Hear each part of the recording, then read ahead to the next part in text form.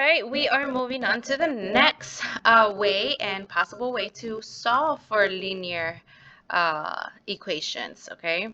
So we've learned about substitution, and I told you from the previous video that for substitution, you want at least one of the equations to be in slope-intercept form and the other one in standard form.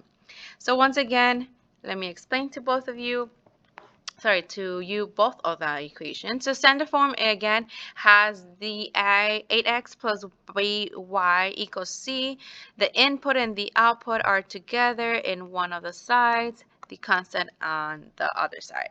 For the slope-intercept form, you already have y by itself, and whatever you have for the y, you're going to substitute for y.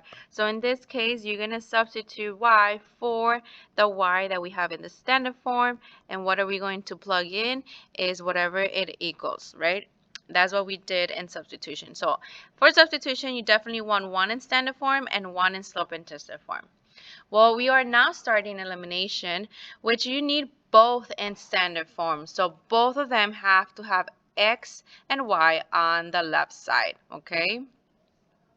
So again, both of them have to be in standard form. The reason for this is because for elimination, we are doing a combination, okay? So that's another word that we're going to be using, linear combination. Elimination, you're trying to eliminate either the value of x or the value of y. And you can do that as long as one of the numbers is negative, one is the numbers is positives.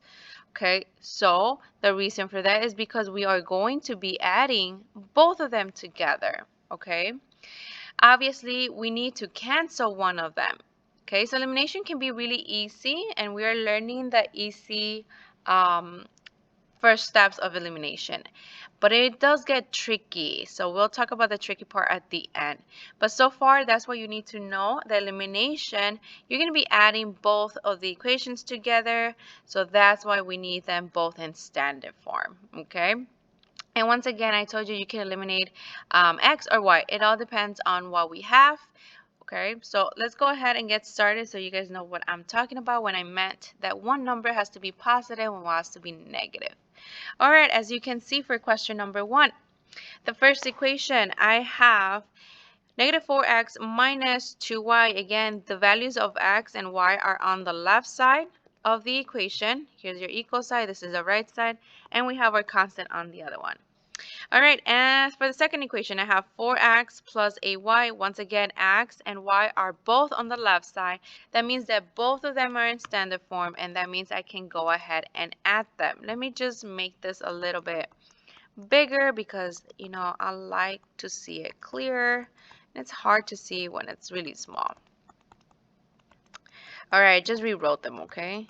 So once again, we're going to add them together. That's what I just said we were going to do. And it's really easy to eliminate the x or the y. Which one's going to go away? Well, I just told you.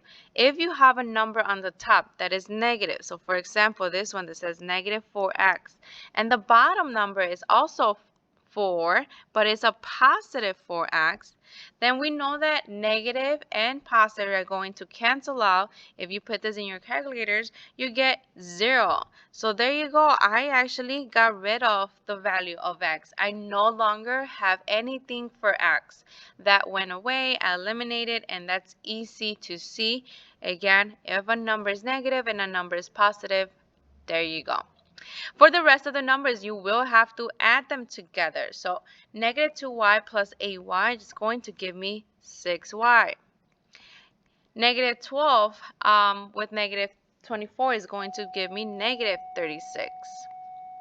Once again, we are solving for y, so y I'm going to divide by 6 because I have 6 times y. So then y equals negative 6. And don't forget that we are writing our final answers as coordinate points. Again, once again, I have an x and a y value. So far right now, I only know the value of y, which is a negative 6. So let me write that right here. The value of y is negative 6. I need to figure out the x value. Once again, we are going to be using substitution now. For this one, you can plug into whatever equation you want. You want to use the first one, you want to use the second one, it doesn't matter. I am going to use the second one. Again, pick and choose. I have 4x plus 8y equals negative 24. Wherever I see the y, I'm going to plug in, wherever I see the y, I'm going to go ahead and plug in whatever I know, which is negative 6. I'm going to substitute that. So I have 4x plus 8y. It's starting to act again. All right, let me do this a little bit more on this side because I don't know what's going on and it doesn't let me write over there. So once again, we said that this is y. We're going to substitute that. So I'm going to go 4x plus 8 times, don't forget it means times, negative 6, okay?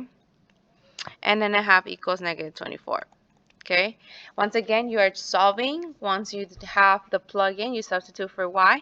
Go ahead and solve for it. So 8 times negative 6 is going to give me negative 48. So I have 4x minus 48 equals negative 24. Once again, we are solving the equation. What are we going to do? We need to get rid of this negative 48 first by adding 48 to both sides. So now I have 4x because this cancels out. Negative 24 plus 48 is going to give me positive 24. To get x by itself, I need to divide because it's saying 4 times x. We're doing the opposite, so we're dividing by 4. So then x equals 6. So once I know the value for x, again, let me change my color here. The value of x is 6. Go ahead and plug it into the coordinate point. So my final answer is 6, comma, negative 6. So this right here is your final answer. All right, so then there you go. We did elimination. Elimination, again, is really easy if you right away get those numbers that can get canceled. That's the easiest way. Again, we're going to get to the tricky part soon. All right, let's try number 2.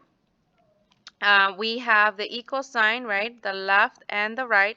On the left side, I have x and y together for the first equation, so that's good. For the second equation, I have x and y on the left side as well, so that's good. We can go ahead and solve for this. Again, what does that mean? We are adding them together. And again, we can cancel the variable x and y, which one, whatever, doesn't matter. When one is negative, one is positive.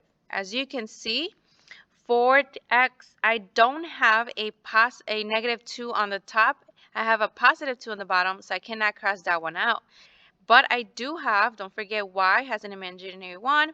So I have a negative 1 on top and a positive 1 on the bottom. So y will be canceling out. The rest of them I'm adding. So x has 1. So 1 plus 2 gives me 3x. And 19 plus 11 is going to give me 30. All right, once you have that, you solve for x, you divide by 3, so x equals 10. Once again, we need my coordinate point as x and y. So far right now, I just know the value of x. We need to find the value of y. And I told you once again, you can use whatever equation you want. It doesn't matter. So I'm going to do the first one. X minus y equals 11. I know x is 10. So wherever I see x, I'm going to plug in 10. I'm going to replace it. So 10 minus y equals 11. All right. I need to solve for y, so I need to get rid of this 10. How do I get rid of it? By subtracting 10 because it's a positive 10. Again, we're focusing on the number. The negative belongs to the y, not to the 10. So we're subtracting 10. All right, so now I have this cancels out. Negative y equals negative 11. 11 minus 10 gives me positive 1. Once again, your variable cannot be negative, so we need to divide by negative 1 to both sides because we have an imaginary 1. So I have y equals negative 1.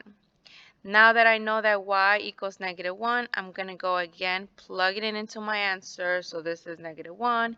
So this right here is my final answer. final answer are always written as coordinate points, okay? So then there you go. This is the easiest part once again, because from the first step, once you see the equations, you are able to notice that you can cancel and eliminate x or y, then you're good to go. There's going to be situations where we are not going to have an easy start, okay? Once again, we need both equations in standard form. If they're not in standard form, we need to fix it, okay? So let's go ahead and try the number 4. As you can see, the equal sign for this one is right here, so the equal sign for this one is right here. This right here is the left side, this is the right side. On the left side, I see x and y together, so this one's good to go. For this one, I see y by itself on the left and x with the constant on the right. So this one is wrong. I need x and y together. Therefore, I need to fix it. So I need to fix the first one. Negative 2y equals 4x minus 12. Remember, x and y have to be together, so all I have to do is move the 4x to the left side. How do I do that? By adding and subtracting. So this is a positive 4x. I'm going to subtract 4x. So I'm going to subtract 4x on both sides. So now I have negative 4x minus 2y because I cannot subtract them together. So I have negative 12 on the right side. I fixed it. I have x and y on the left together, so I fixed it. All you're going to do again is go ahead and copy the second equation because we agreed that the second equation was already good to go. So I'm just rewriting it on the bottom of the new one. All right, so then there you go. I have both of them in standard form already. I can go ahead and solve for it. Once again, the variable that's going to be eliminating is the one that has the same number on the top and the bottom. One is positive, one is negative. As you can see, that is going to be for x. Negative 4 on top and a positive 4 on the bottom. So that cancels out. That gives me 0. It eliminates. I don't need it no more. And then I can go ahead and solve for the rest. Once again, this equation is just exactly like question number 1 that we did at the beginning of the video. This is going to be 6y and this is going to be negative 36. You divide by 6, you divide by 6, so y equals negative 6. Okay, once again, this is the same problem as what we did over here. Let me give it to you right here. It's the same problem. My answer is still going to be the same. Okay, I just wanted to show you that sometimes we're going to have to rearrange the equations. That's it. Okay, here we go. Another one to rearrange. Let's see. Question 5. So for the first equation, I see x and y on the left side of the equation, and on the right, I see the 11. So this one's good to go. On the second equation, I see x by itself on the left, and I have y on the right. So they're not together, so this one's wrong. We need to fix this one. Once again, here we go. All I have to do is move this y to the left side, okay? Because I want x and y to be together. How do I do that? Add y, because it's a negative y. Add y. So now I have 2x plus y equals 19. This cancels out. All right, x and y are both together on the left side, so we're good to go. Once again, bring the other equation down. Okay, so x minus y equals 11. And add them together. The variable that's going to cancel is the one that has the number, same number on top, same number on the bottom. One negative, one positive. Once again, that is going to be the y. And this problem is the second problem in the beginning of the video. This is going to be 3x, this is going to be 30. You divide by 3, you divide by 3, so x equals 10. So again, it's the same problem we did in the second problem. I just wanted to show you how to rearrange the equations. And once again, we are going to get to the tricky part in the next video.